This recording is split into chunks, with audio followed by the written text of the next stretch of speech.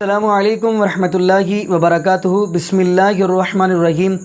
ناظرین، آج ہم آپ کے لیے ایک ویڈیو لے کر آئے ہیں۔ یہ ویڈیو ہے ذاکر نے ایک حافظہ اللہ تعالیٰ کی، اور ویڈیو بڑی کمال کی ہے، بڑی پیاری ہے، اور سوال کرنے والا بھی بڑا کمال کا سوال کر رہا ہے۔ کہنے لگا کہ مجھے کون سا آپ مسلک اپنوائیں گے، یعنی کہ میں اسلام قبول کرنا چاہتا ہوں، مجھے بتائیں میں شیعہ بنوں، میں سنی بنوں، میں اہل حدیث بنوں، میں بریلوی بنوں، کون سا بنوں، اور یہ نمازیں کیسے کیسے پڑھتے ہیں، تو میں کون سی نماز پڑھوں۔ تو آئیے ناظرین، وہ ہم مل کے ویڈیو دیکھتے ہیں اور پھر انشاءاللہ اسی والا سے ہم بھی بات کریں گے۔ تو آئیے ناظرین، ہم مل کے ویڈیو دیکھتے ہیں۔ I am Joseph Fernandez, working in a call center. میرا سوال آپ سے یہ ہے کہ مجھے کئی دوست ملے جن میں سے کچھ سیاہ ہے اور کچھ سنی۔ جیسے آپ نے کچھ دیر پہلے بتایا کہ جو انسان مانتا ہے کہ اللہ ایک ہے اور محمد علیہ السلام آخری پیغمبر ہیں، تو میں مانتا ہوں اس بات کو۔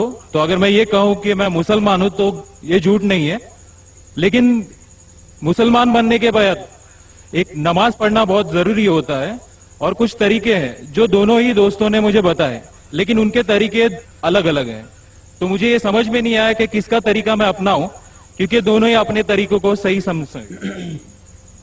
بھائی صاحب نے سوال کیا کہ اگر اللہ ایک ہے اس میں ماننا ہے اور محمد صلی اللہ علیہ وسلم پیغمبر ہے تو میں مانتا ہوں، تو اس طریقے سے مسلمان ہوں میں، لیکن میرے دو دوست، ایک شیعہ ایک سنی، اور مسلمان بننے کے لیے نماز پڑھنا ضروری ہے، تو کس طریقے سے نماز پڑھوں؟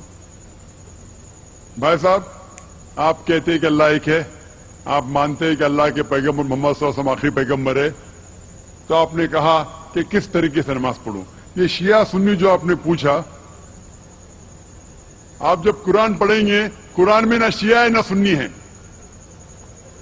قرآن میں نہ شیعہ ہے نہ سنی ہے۔ قرآن شریف میں کہا گیا ہے سورہ عمران میں، سورہ نمبر 3 آیت نمبر 103 میں، وَاعْتَصِمُوا بِحَبْلِ اللَّهِ جَمِيعًا وَلَا تَفَرَّقُوا، کہ آپ آپس میں اکٹھا ہو کے اللہ کی رسی کو مضبوطی سے پکڑو۔ اللہ کی رسی ہے قرآن اور صحیح حدیث۔ تو آپ دیکھیں قرآن میں کیا لکھا ہے اور اللہ کے رسول کے صحیح حدیث میں کیا لکھا ہے۔ تو جو بھی آپ سے کچھ کہتا ہے، اگر قرآن اور صحیح حدیث کے مطابق ہے، آپ اس کی بات مانو۔ جو ذاکر کہتا ہے وہ بھی کچھ اہم نہیں اسلام میں، ذاکر اسلام میں زیرو ہے۔ جو ذاکر کہتا ہے وہ بات ماننا ضروری نہیں، لیکن جب میں قرآن کا حوالہ دیا تو آپ کو قرآن کی بات ماننا فرض ہے، جب میں صحیح حدیث کا حوالہ دیا تو آپ کو صحیح حدیث کی بات ماننا ضروری ہے۔ تو اسی لیے کوئی بھی شخص کچھ کہتا ہے، اگر اختلاف ہے اس میں، تو پھر سے رجوع ہو جاؤ قرآن اور حدیث کے پاس، کیونکہ قرآن میں لکھا ہے سورہ نساء میں، سورہ نمبر 4 آیت نمبر 59 میں، ورس نمبر 59 میں، اطیعوا اللہ واطیعوا الرسول، اللہ کی اطاعت کرو، اللہ کی بات مانو اور اللہ کے رسول کی بات مانو۔ اور وہ لوگ those who have been charged with authority، جو الامر ہے، وہ لوگ جو آپ کے امیر ہے۔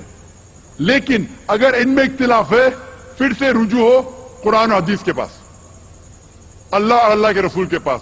تو اگر دو شخص، دو عالم، کوئی بھی اگر اختلاف ہے، آپ پھر سے مڑو اللہ اور اللہ کے رسول کے پاس، قرآن اور صحیح حدیث کے پاس۔ پھر دیکھو کہ کون سا دوست، کون سا مسلم، کون سا عالم، کون سا مولانا قرآن اور صحیح حدیث کے مطابق کہہ رہا ہے۔ آپ سمجھے؟ تو اس سے پتا چلے گا کہ کیا صحیح ہے۔ آپ بولتے ہیں کہ نماز پڑھنے کے طریقے میں اختلاف ہے، شروع میں کم از کم جو یکساں ہے وہ تو شروع کرو، اختلاف وہ تھوڑا ہے، نماز کے طریقے میں اختلاف وہ تھوڑا ہے، جو یکساں ہے وہ تو شروع کرو۔ اگر آپ مسلمان بننا چاہتے ہیں تو اتنا وقت کیوں لے رہے؟ خالی نام کے مسلمان ہونا ضروری نہیں ہے، وہ کوئی فائدہ نہیں۔ عملی طور پہ مانو کہ اللہ ایک ہے، اس کی عبادت کرو، اور آخری رسول محمد صلی اللہ علیہ وسلم پہ ایمان لاؤ، اور اس کے بعد پھر تحقیق کرو۔ آپ کے دو دوست لوگ جو بول رہے قرآن سے کون میچ کرتا ہے، صحیح حدیث سے کون میچ کرتا ہے، کیونکہ اللہ کے رسول فرماتے، صحیح بخاری کی حدیث ہے، اس طریقے سے نماز پڑھو جس طریقے سے آپ نے مجھے دیکھا۔ تو جو صحیح حدیث سے ثابت ہے، قرآن اور صحیح حدیث سے، اس طریقے سے نماز پڑھو۔ لیکن اگر 19-20 فرق ہے، کم از کم جو یکساں ہے وہ تو شروع کرو، اختلافی باتوں پہ تحقیق کرو، انشاءاللہ پتہ لگ جائے گا آپ کو کیا صحیح ہے۔ تو انشاءاللہ ابھی آپ صرف نام کے مسلمان مت نہ ہو، अमली तौर के ऊपर मानो कि अल्लाह एक है और अल्लाह के रसूल मोहम्मद सल्लल्लाहु अलैहि वसल्लम आखिरी पैगंबर है। Hope the answer the question. Thank you sir. जी नाज़रीन, आपने ये वीडियो मुलाज़ा फरमाई तो माशाल्लाह ज़ाकिर नाइक हाफिज़हुल्लाह ने बड़ा ही कमाल का जवाब दिया है। तो आइए नाज़रीन हम सहीह बुखारी देखते हैं। तो सहीह बुखारी के अंदर अहादीस मौजूद है। नबी पाक सल्लल्लाहु अलैहि वसल्लम ने फरमाया नमाज कैसे पढ़नी है, सल्लू कमा रअयतुमूनी उसल्ली। नबी पाक फरमाते हैं मेरे सहाबा नमाज ऐसे पढ़ो जैसे मुझे पढ़ते हुए देखा है। अब सहाबा ने देखा है तो सहाबा ने हमें वो तरीके बतलाए हैं। तो नबी पाक सल्लल्लाहु अलैहि वसल्लम के नमाज का जो तरीका है, अगर आप पीर अब्दुल कादिर जिलानी रहमतुल्लाह अलैह की आप गुनियतुत तालिबीन का मुताला करेंगे तो उनके अंदर भी यही ज़िक्र है जो नबी पाक ने जैसे नमाज़ पढ़ी। यानी नबी पाक ने अल्लाहु अकबर कह के हाथ बांध लिए, यानी तकबीर तहरीमा कह के हाथ बांध लिए। फिर यानी कि हम सना के बाद सूरह फातिहा के बाद कोई सूरह पढ़ते हैं, उसके बाद फिर रफ़ा दैन किया। रुकू जाने से पहले आपने क्या किया, रफ़ा दैन किया। फिर समी अल्लाहु लिमन हमीदा कह के फिर रफ़ा दैन, यानी अपने हाथों को बुलंद किया।